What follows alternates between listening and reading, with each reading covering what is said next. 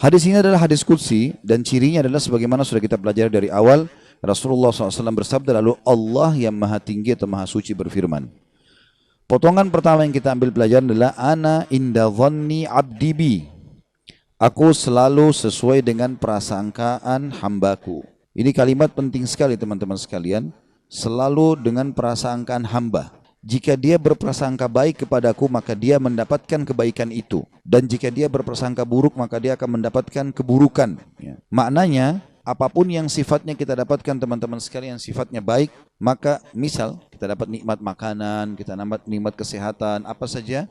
Lalu kita sangka baik dengan Allah, oh ini berarti Allah sedang melimpahkan nikmatnya pada saya. Alhamdulillah. Itu sudah umum orang bisa lakukan. Tapi kalau dia dapat musibah, dia sakit, kehilangan harta, ditipu orang, gitu kan. Dia di sini juga dibutuhkan untuk sangka baik dengan Allah. Kalau dia sangka baik di sini, dia akan dapatkan kebaikan. Misal dia mengatakan, mungkin Allah akan bersihkan dosa-dosaku. Mungkin Allah akan tinggikan derajatku. Maka dia dapat. Tapi kalau dia sangka buruk, maka ini akan bermasalah buat dia. Kita akan sebutkan teman-teman sekalian hadis qudsi yang lain. Kalau teman-teman bisa tulis, ditulis hadis qudsi ini ya.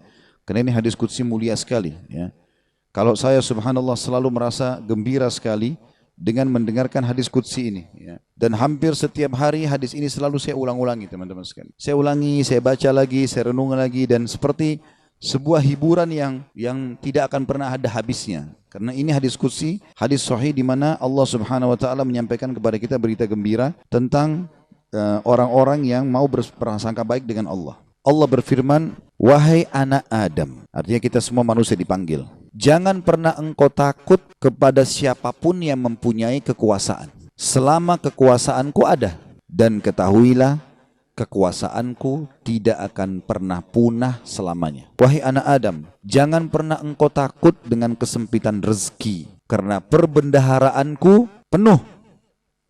Dan perbendaharaanku tidak akan pernah punah selamanya. Wahai anak Adam, ini potongan yang ketiga dari hadis. Kalau tertinggal langkahin dulu, nanti kita kembali. Jadi Allah Subhanahu wa taala tidak mau kita capek ya. Di sini dikatakan Allah berfirman, hai anak Adam, aku ciptakan kamu untuk beribadah. Maka jangan engkau main-main. Aku menciptakan engkau untuk beribadah, maka jangan kamu main-main. Tadi potongan pertama, kalau ada yang tertinggal silakan. Wahai anak Adam, jangan engkau takut pada siapapun yang mempunyai kekuasaan selama kekuasaanku ada, dan kekuasaanku tidak akan pernah punah selamanya. Kemudian potongan kedua, wahai anak Adam, jangan pernah engkau takut dengan kesempitan rezeki, sedangkan perbendaharaanku penuh dan perbendaharaanku tidak akan pernah punah selamanya. Wahai anak Adam, aku ciptakan untuk beribadah, maka janganlah engkau main-main, dan aku tentukan rezekimu, maka tidak perlu kamu capek. Tentu anggota tubuh kita bergerak, hati kita bertawakal. Ya. Aku ciptakan engkau untuk beribadah, jangan engkau main-main, dan aku tentukan rezekimu, maka tidak perlu engkau capek.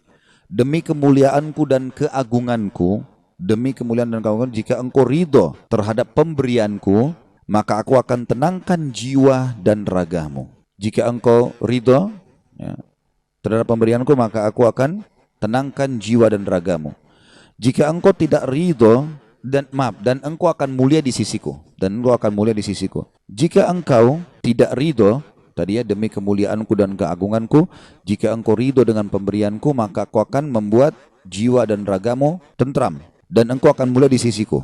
Tapi jika engkau tidak menerima pemberianku, maka aku akan membuatmu mengejar dunia. Nanti kita ulangi lagi ya. Dan jika engkau tidak menerima pemberianku, maka aku akan membuatmu mengejar dunia, seperti hewan buas yang sedang mengejar mangsanya di padang pasir. Kemudian tidak akan datang kepadamu kecuali yang sudah aku takdirkan. Jadi kalau kita ridho dengan apa yang Allah berikan, Allah akan buat jiwa kita dan raga kita tenang. Lalu kita mulia di sisi Allah. Tapi kalau kita tidak ridho terhadap apa yang Allah berikan, kenapa ya saya begini ekonomi saya, kenapa ya muka saya begini, kenapa ya badan saya begini, kita berkeluh kesah, maka Allah SWT mengatakan, aku akan membuatmu mengejar dunia seperti hewan buas yang sedang mengejar mangsanya di padang pasir.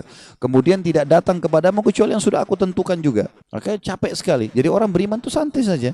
Dia akan dapat semua apa yang Allah janjikan. Tidak perlu capek-capek. Nah, orang yang mengejar dunia berlebihan justru orang karena tidak bisa menerima takdirnya Allah, atau tidak ridho dengan pembagiannya Allah. Wahai anak Adam, aku telah menciptakan langit dan bumi, dan aku tidak pernah sulit menciptakan keduanya. Maka apakah kau pikir aku akan sulit untuk mengurus rezekimu? Wahai anak Adam, jangan pernah engkau minta rezeki untuk esok hari, sebagaimana aku tidak pernah meminta kepadamu amal esok hari. Wahai anak Adam, sesungguhnya aku mencintaimu, maka atas hak itulah cintailah aku. Kita ulangi hadisnya. Allah menyebutkan dalam hadis qudsi, wahai anak Adam, jangan pernah engkau takut dengan siapapun yang berkuasa, raja, presiden, siapa saja, selama kekuasaanku ada, dan kekuasaanku tidak akan pernah punah selamanya. Wahai anak Adam, lanjutan yang potongan duanya, jangan pernah takut dengan sempitnya rezeki, sebab perbendaharaanku banyak, penuh, dan perbendaharaanku tidak akan pernah habis selamanya. Yang ketiga, wahai anak Adam, aku telah menciptakan engkau untuk beribadah, maka jangan bermain-main, dan aku juga sudah menentukan rezekimu, maka tidak perlu engkau capek. Jadi di sini anggota tubuh kita berusaha, hati kita bertawakal. Demi kemuliaanku dan keagunganku, jika engkau ridho terhadap pemberianku, ridho dengan paras wajahnya, tubuhnya, pasangan hidupnya, anaknya, maka aku akan tenangkan jiwa dan ragamu, dan engkau akan mulia di sisiku. Dan jika engkau tidak ridho terhadap pemberianku, maka demi kemuliaanku dan keagunganku, aku akan bebankan kepadamu dunia, atau akan membuatmu mengejar dunia, sehingga engkau berlari-lari mengejarnya seperti hewan buas yang sedang mengejar mangsanya di padang pasir. Kemudian tidak datang kepadamu kecuali yang sudah aku tentukan. Wahai anak Adam, aku telah ciptakan langit dan bumi, dan aku tidak pernah merasa susah dalam mengurus dan menciptakannya. Maka apakah kamu pikir aku akan capek dengan mengurus rezekimu? Wahai anak Adam, jangan pernah engkau minta rezeki esok hari, sebagaimana aku tidak pernah minta kepadamu amal esok hari. Kita tidak perlu sholat untuk besok, untuk lusa, untuk minggu depan, cadangan, tidak perlu. Sholat hari ini. Kita puasa ya hari ini. Ramadan tahun ini. Itu pun hari yang ada kita hidup, kita puasa. Kalau enggak ada. Gitu kan. Hari ini semuanya. Maka jangan kau minta rezeki besok kepadaku, sebagaimana aku tidak minta kepadamu amal besok. Gitu kan. Lalu kata Allah Subhanahu Wa Taala, penutupan hadisnya, ya, sebagaimana sudah kita sebutkan tadi ya. Wahai anak Adam, aku sangat mencintaimu, maka atas hak itulah cintailah aku. Dan makna cinta artinya mengabdi dan berkorban. Ya ikutilah perintahku. Apa yang aku perintahkan, apa yang aku larang, aku perintahkan kerjakan, larang tinggalkan.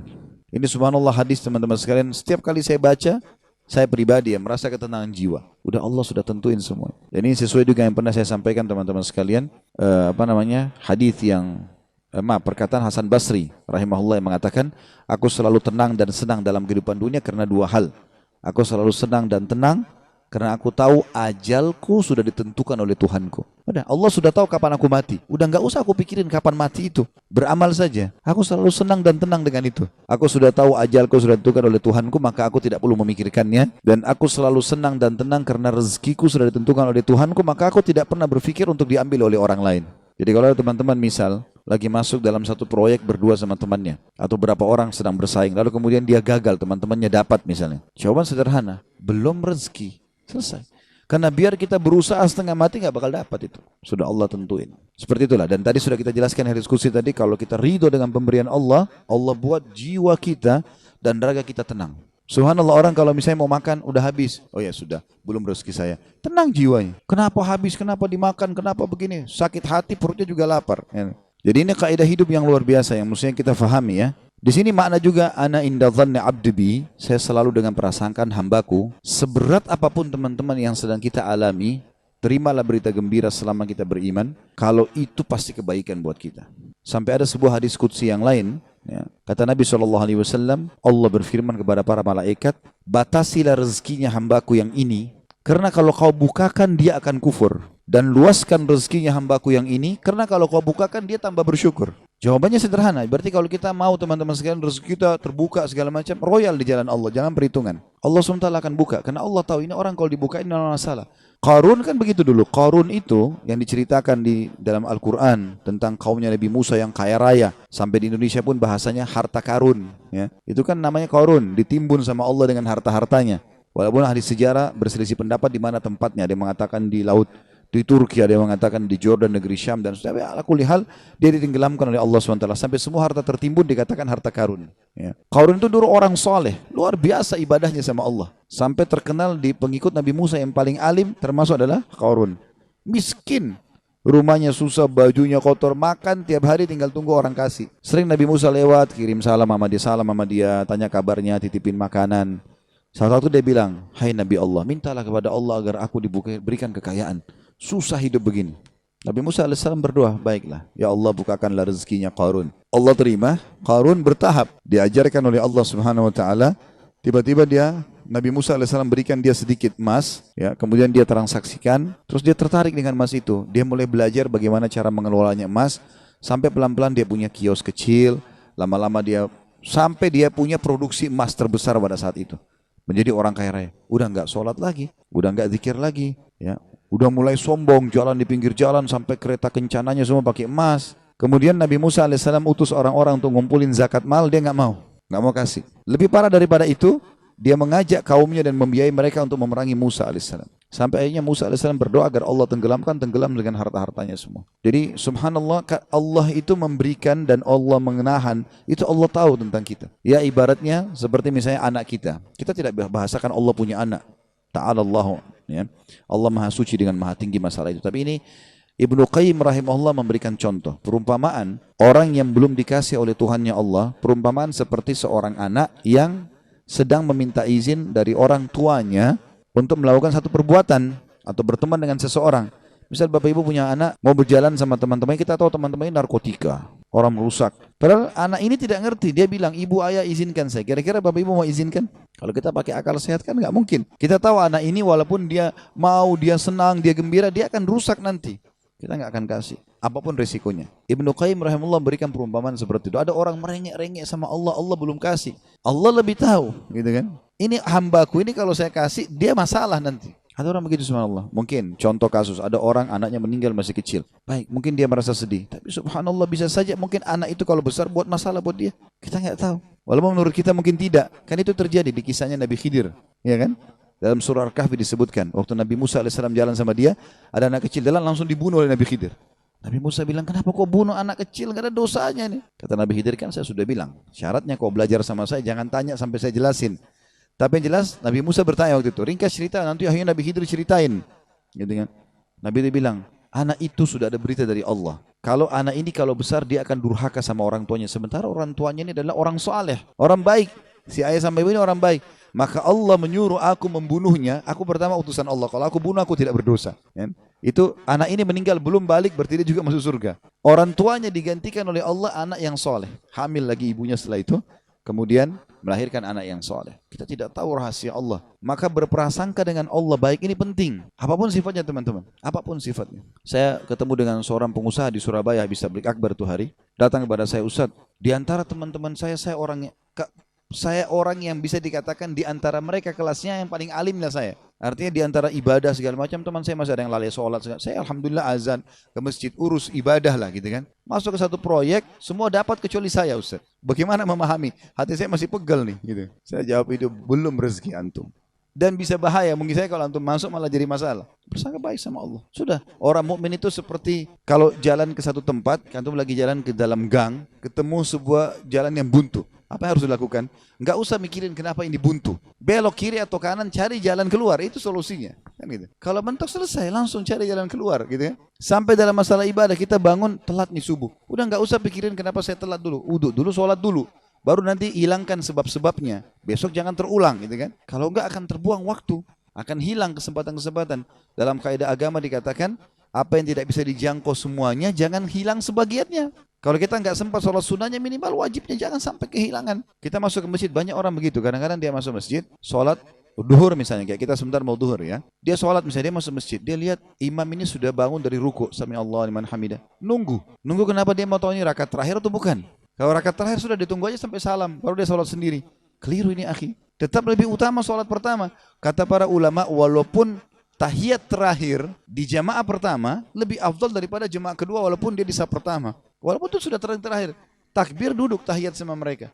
Berapa banyak orang yang tidak paham masalah ini. Yang tidak bisa didapat semuanya, jangan kehilangan sebagiannya. Itu kaidah. Harusnya begitu. Apa saja teman-teman sekalian. Subhanallah saya pernah punya teman orang Senegal dari Afrika dulu waktu masih di Madinah.